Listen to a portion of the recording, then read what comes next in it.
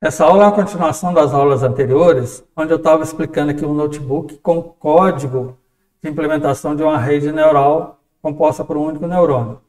Então, a gente já viu aqui a implementação de algumas funções. Vamos partir agora do modelo de treino. Ou seja, agora nós vamos calibrar os parâmetros.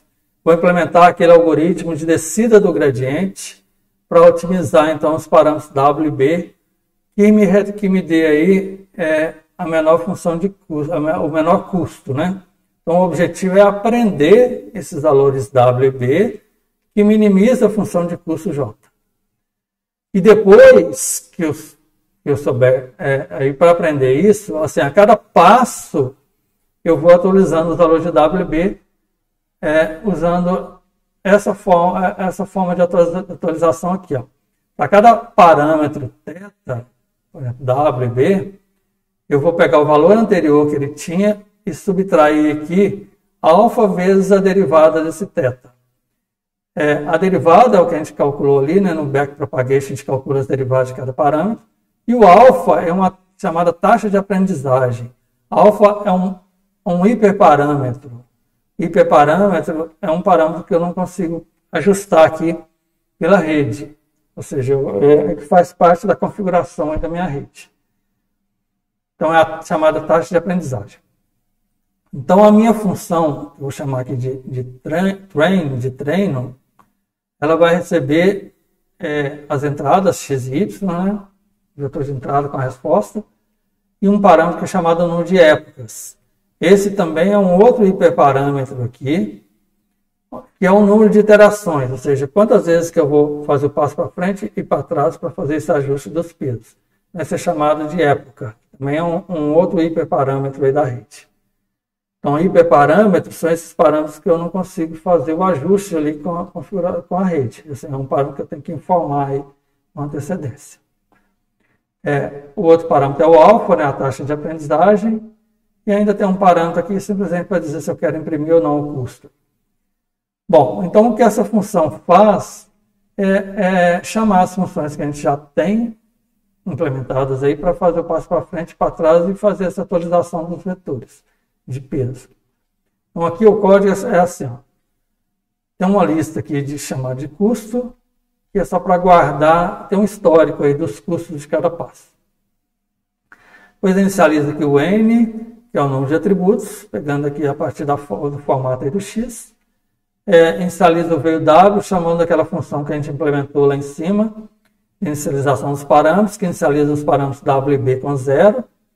E aí depois o algoritmo entra no for, de acordo com o número de épocas. Então, ou seja, é o número de iterações que eu vou fazer esse passo para frente e para trás. Então, ele vai ficar nesse loop aqui de acordo com esse parâmetro, o número de épocas. Bom, dentro desse for, então, ele faz o passo para frente, chamar aquela função que a gente implementou também, que é o feed forward, passando então aqui o W atual, né, o B e o X, que retorna então o valor, esse vetor A, com as saídas para cada instância aqui do meu X. Depois eu pego então essa saída e uso aqui na função backpropagation também, que a gente já implementou lá em cima.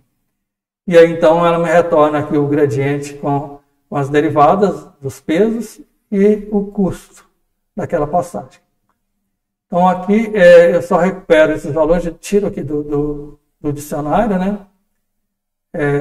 Os gradientes W e B, coloco nessas duas variáveis dB, dW e dB, e uso esses dois valores para fazer a atualização dos parâmetros. Então, o parâmetro B, o parâmetro W, vai receber o W anterior menos o alfa vezes dW. Então, o alfa é o parâmetro ali, que é a taxa de aprendizagem, e o dW é a derivada obtida aqui do backpropagation. A mesma coisa para o B.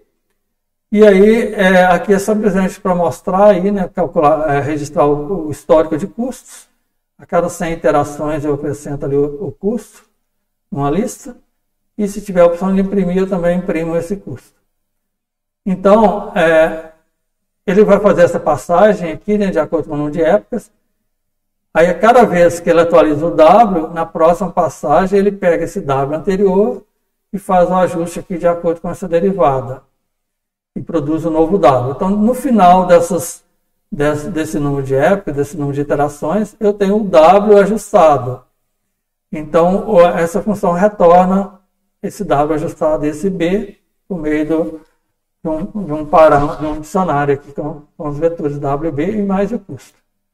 Então, é isso que faz essa função. Só lembrando que essa função é bem genérica no sentido assim, do tamanho desses vetores W, B, de acordo com a entrada, né?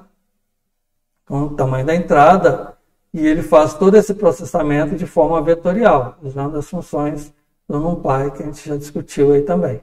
Então, essa é a implementação dessa função de treino, que vai fazer, então, esse passo para frente e para trás diversas vezes para ajustar, otimizar os valores de W e B. Ok? Bom, aqui tem um exemplo de teste. Eu inicializo aqui, eu crio alguns vetores aqui, x e y de exemplo, só para fazer uma chamada aqui simples. A gente não acabou todo o processo, né? É só para mostrar ela funcionando. E aí eu chamo então essa função de treino, passando esses valores, definindo aqui 100 épocas, um alfa 009. E aí então ele me produz essa saída aqui, ó, esse vetor W, esse vetor B, que seriam os vetores resultantes aí do treinamento. Então, o WB já ajustado. Ok? Então, tendo esse WP já ajustado, aí eu posso, então, fazer novas predições, predizer novos valores. Então, vamos ver aqui como é que funciona, então, a predição de novos valores.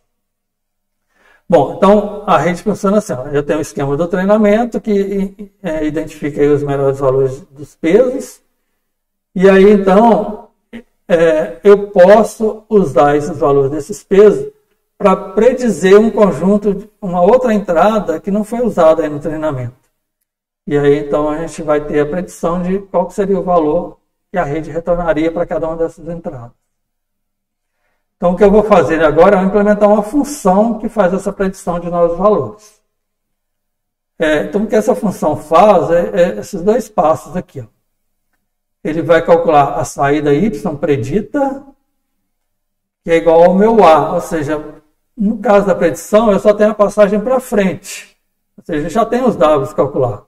Então, não tem aquela passagem para trás. A passagem para trás é só para ajustar os valores e encontrar o melhor W e B.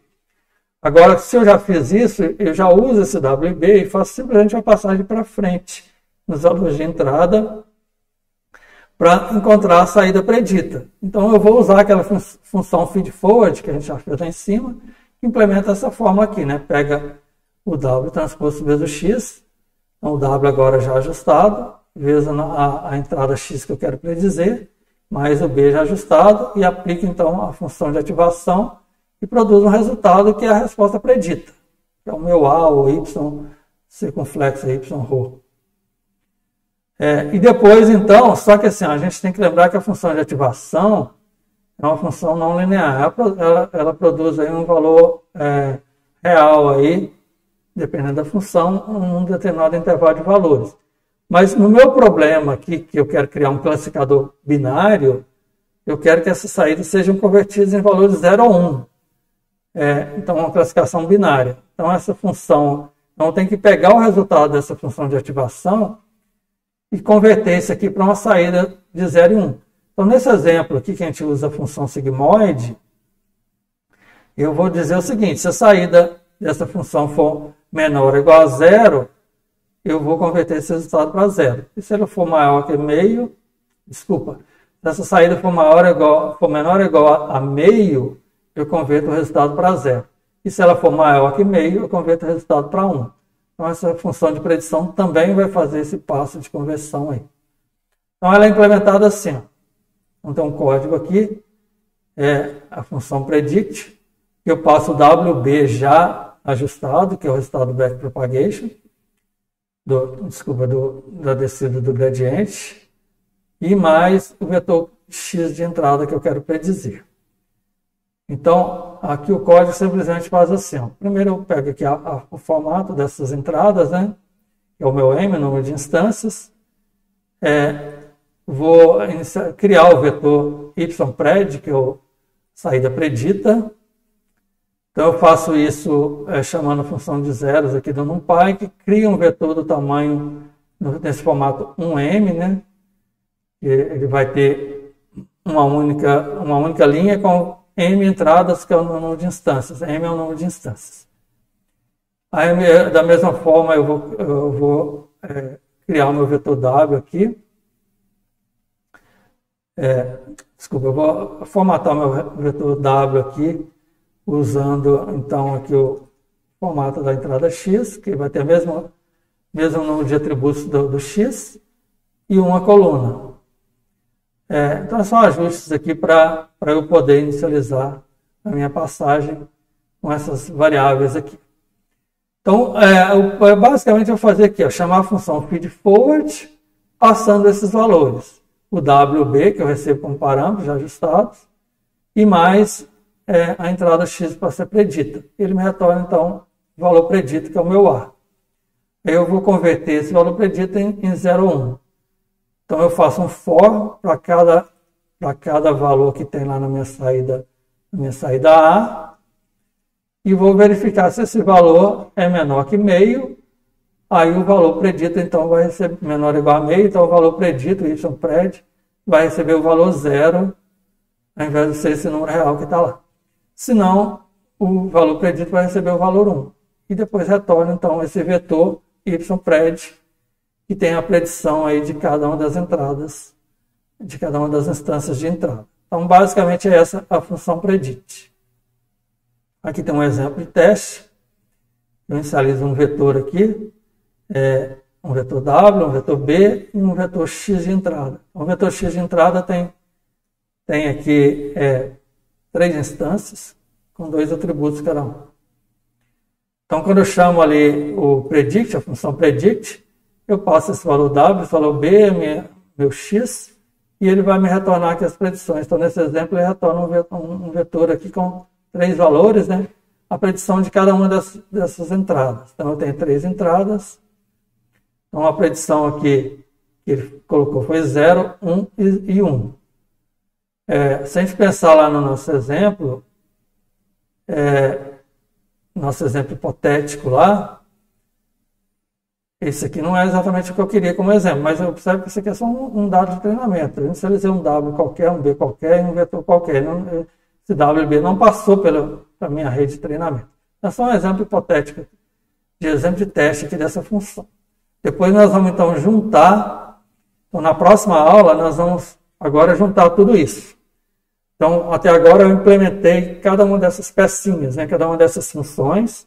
Agora eu vou colocar tudo isso junto para avaliar o meu modelo. Assim, eu vou fazer realmente o passo de treinamento, depois usar aqueles valores calibrados de peso, para fazer uma predição, e vou medir quanto que o meu modelo está acertando aí.